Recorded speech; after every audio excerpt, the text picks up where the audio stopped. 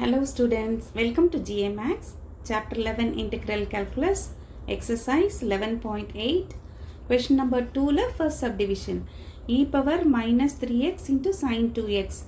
இந்த function integrate பண்ணும். So let I equal to integral symbol போட்டு dx போட்டுக்கலாம். So நமக்கு இது என்ன டைப்ல இருக்கு? Integral e power ax into sin bx dx. So அதுக்கு நமக்கு formula படிச்சிருக்கோம். e power ax by a square plus b square into a sin bx. இங்க என்ன வருதோ அதுதான் வந்து முதல்ல வரும். a sin bx and இந்த formulaல sin வர்ற sin bx வர்றதுல வந்து minus வரும் formulaல minus b cos bx plus c. So நம்ம aயும் bயும் என்னென்ன கண்டுபிடிச்சிட்டு ஐடென்டிஃபை பண்ணிட்டு formulaல substitute பண்ணிர வேண்டியதான்.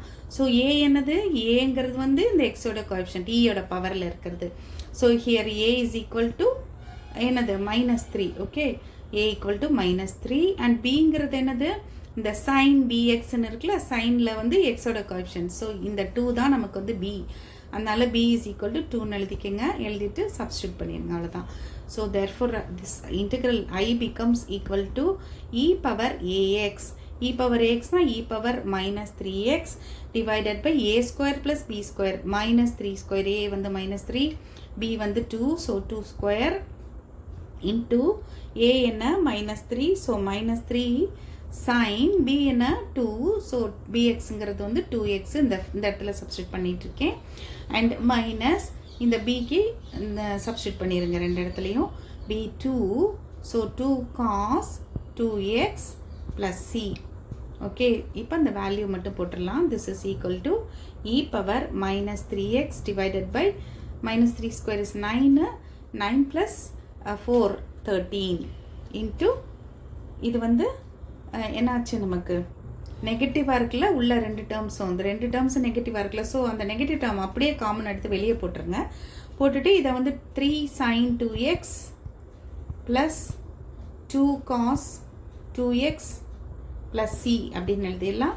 and now that integration is over using this formula. Second subdivision, e power minus 4x into sin 2x ன்னு கொடுத்திருக்காங்க. so integral is like this. இந்த பார்த்தோன்னே நமக்கு என்ன டைப்னு தெரியுது. integral e power ax into sin bx dx இந்த டைப்ல இருக்கு. so நம்ம a b மட்டும் ஐடென்டிஃபை பண்ணிடலாம். a என்னது? e ஓட பவர் இல்லையா, பவர்ல இருக்கிற அந்த x ஓட coefficient.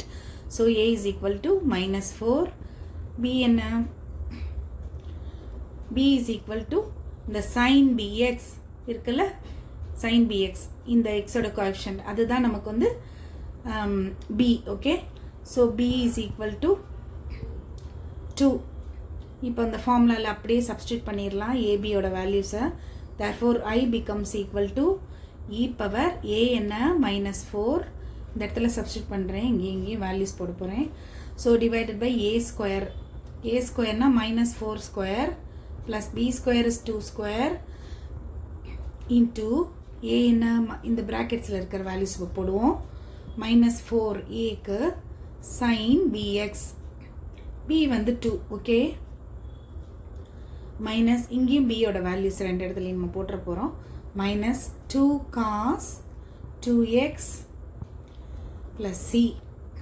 இப்போ ப்ராக்கெட்ஸில் இருக்கிற ரெண்டு டேர்ம்ஸுமே நமக்கு வந்து நெகட்டிவாக இருக்குது. ஸோ நம்ம அதை வெளியே எடுத்துடலாம்.